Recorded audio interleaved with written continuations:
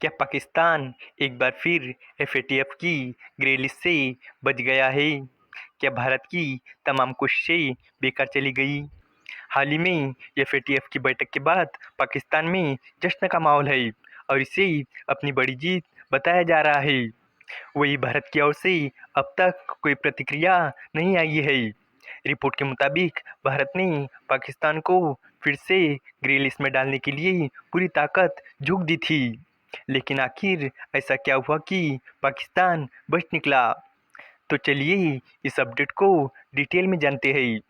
लेकिन आगे बढ़ने से पहले एक रिक्वेस्ट है कि जो भी लोग इस चैनल पर नए हैं वो हमारे चैनल को सब्सक्राइब ज़रूर करें। इस काम के लिए कोई पैसे नहीं लगते हैं, बल्कि इससे हमें मोटिवेशन मिलता है। तो चलिए आगे बढ़ते हैं। मनी लॉन्ड्रिंग और टेरर फाइनेंसिंग पर नज़र रखने वाली संस्था फाइनेंशियल एक्शन टास्क फोर्स यानी एफएटीएफ ने पाकिस्तान को ग्रे लिस्ट में नहीं डाला है। इस फैसले पर पाकिस्तान में जश्न का माहौल है। पाकिस्तान का दावा है कि एफएटीएफ ने उसे ग्रे लिस्ट में न डाल के भारत के प्रयासों को नज़रअंदाज किया है। ऐसे में पाकिस्तान इसे खुद की जीत के तौर पर दिखा रहा है। पाकिस्तानी रक्षा मंत्री ख्वाजा आसिफ ने तो सार्वजनिक तौर पर इसे पाकिस्तान की जीत और भारत की हार के रूप में प्रस्तुत किया है। पहलगाम आतंकी हमले के बाद भारत और पाकिस्तान में तनाव बढ़ गया है और मई के शुरुआती हफ्तों में दोनों देशों के बीच संघर्ष भी देखने को मिला था। एक रिपोर्ट के मुताबिक पाकिस्तान ने दावा किया है कि भारत ने जून में हुई एफएटीएफ की बैठक के दौरान पाकिस्तान को फिर से ग्रे लिस्ट में डालने के लिए काफ़ी दबाव डाला था। एफएटीएफ की ग्रे लिस्ट में किसी देश को तब डाला जाता है जब उसकी फाइनेंशियल व्यवस्था में खामियां पाई जाती है, जैसे कि मनी लॉन्ड्रिंग या आतंकवाद की फंडिंग को रोकने में नाकामी।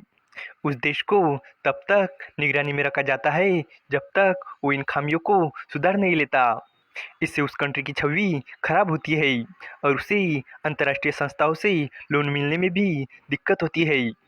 पाकिस्तान को 2022 में एफएटीएफ की ग्रे लिस्ट से हटा दिया गया था, लेकिन इसके बावजूद उसने ज़रूरी सुधार नहीं किए।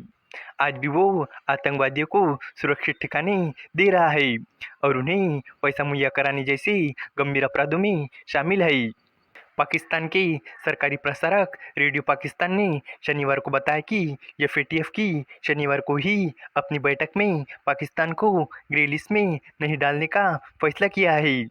उसने आगे ये भी कहा कि एफएटीएफ के फैसले के बाद भारत अपने उद्देश्यों को प्राप्त करने में पूरी तरह विफल रहा है, क्योंकि भारतीय मेंबर ने एफएटीएफ की बैठक में पाकिस्तान को एक बार फिर ग्रे लिस्ट में शामिल कराने के लिए पुरजोर प्रयास किया। एफएटीएफ या भारत सरकार ने अब तक इस मामले पर कोई टिप्पणी नहीं की है। ये संस्था आमतौर पर हर साल अक्टूबर, फरवरी और जून में अपनी बैठकें करती है। रेडियो पाकिस्तान के मुताबिक एफएटीएफ की बैठक में चीन ने पाकिस्तान का खुलकर समर्थन किया। तुर्की और जापान ने भी पाकिस्तान को ग्रे लिस्ट में नहीं डालने का पूरा समर्थन किया। सरकारी मीडिया ने इसे पाकिस्तान की कूटनीतिक सफलता बताया और कहा कि भारत इजराइल की मदद से पाकिस्तान के खिलाफ एफएटीएफ का इस्तेमाल करने की पूरी कोशिश कर रहा था। पाकिस्तानी रक्षा मंत्री ख्वाजा आसिफ ने कहा कि भारत और इजराइल के ठोस प्रयासों के बावजूद एफएटीएफ द्वारा पाकिस्तान को फिर से अपने ग्रे लिस्ट में न डालने का फैसला एक बड़ी जीत है। रविवार को एक्स पर एक पोस्ट में आसिफ ने कहा कि एफएटीएफ की एक दिन पहले हुई बैठक में ये फैसला लिया गया कि पाकिस्तान को दोबारा ग्रे लिस्ट में नहीं डाला जाएगा। उन्होंने लिखा कि ये पाकिस्तान के लिए बड़ी जीत है कि भारत और इजराइल की सारी कोशिशों के बावजूद उसे ग्रे लिस्ट में शामिल नहीं किया गया। आसिफ ने कहा कि ये फैसला पाकिस्तान को मिले मजबूत अंतर्राष्ट्रीय समर्थन की वजह से हुआ है। उन्होंने बताया कि चीन ने पाकिस्तान का खुलकर साथ दिया और उसे राहत देने की बात कही। तुर्की ने भी चीन के रुख का समर्थन किया।